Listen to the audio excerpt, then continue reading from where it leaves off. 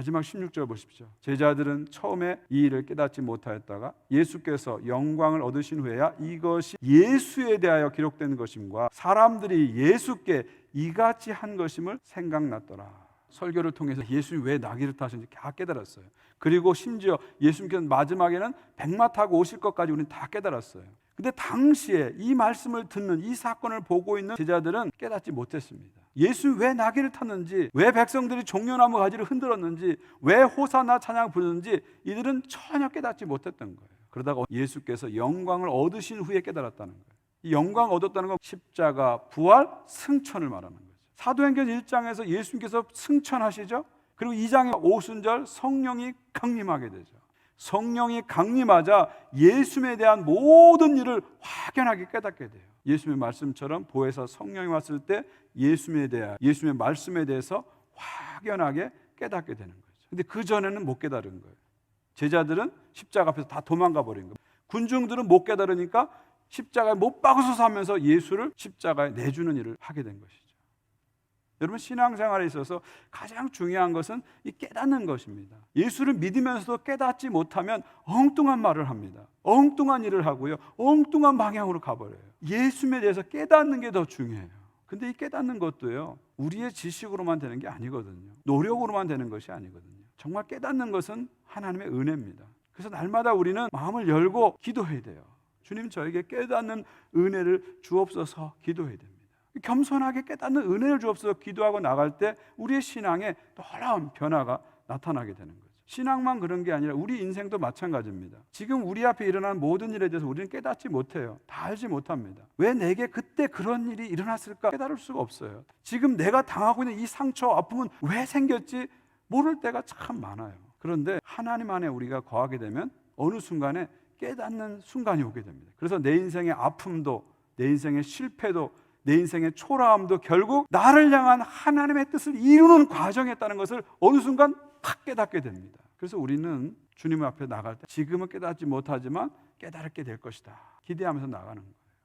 그래서 날마다 하나님에게 깨닫는 은혜를 주옵소서, 말씀을 정확하게 깨달을 수 있는 은혜를 주옵소서, 나의 삶을 정확하게 볼 수 있는 은혜를 주옵소서. 그 깨닫는 은혜가 임하게 되면 우리의 삶이 달라지죠. 우리의 신앙이 달라지게 되는 것입니다. 여러분, 이런 말 들어보셨어요? 티핑 포인트.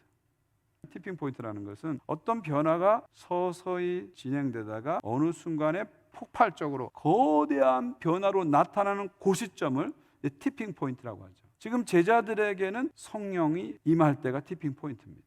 예수님에 대한 말씀을 많이 들었어요. 예수님에 대해서 모든 걸 봤어요. 근데 깨닫지 못했어요. 그런데 성령이 임하자 탁 하고 티핑 포인트가 온 거예요. 그러면서 확 깨달아지고 순식간에 놀라운 변화를 경험하는 거예요. 존재의 업그레이드가 일어나기 시작하는 거예요. 근데 성경을 보게 되면요, 모든 인간은, 모든 세계는 마지막 티핑 포인트를 경험하게 된다, 그렇게 얘기하죠. 성경이 말하는 이 마지막 티핑 포인트가 바로 예수님의 재림입니다. 그 예수님의 재림을 통해서 순식간에 나와 온 세계가 근본적으로 변화되는 티핑 포인트를 맞이하게 되는 거예요.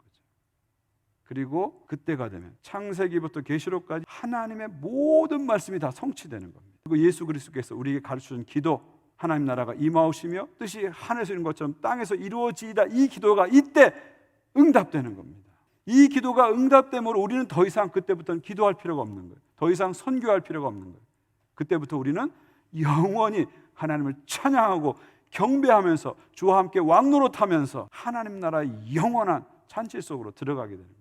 그때에 가서 우리는 다시 종려나무 가지를 들게 될 것입니다.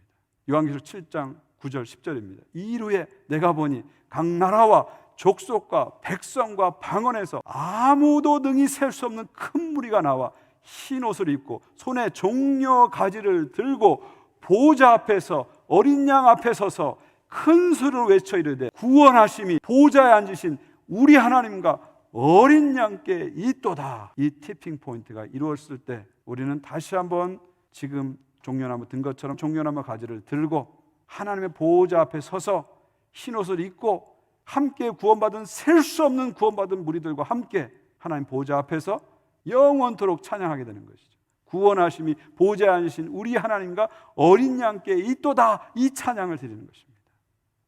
이 시간 여러분, 예수님의 재림이라는 이 티핑 포인트를 다시 한번 바라보시면서, 그때 종려나무 가지 흔들면서 찬양할 그 모습을 다시 한번 바라보시면서 우리 하나님께 우리가 드릴 수 있는 합당한 경배와 우리가 드릴 수 있는 최선의 찬양을 올려드리시기 바랍니다. 이런 은혜가 저와 여러분 안에 오늘과 또 한 주간 동안 계속 이어지기를 주의 이름으로 축원드립니다.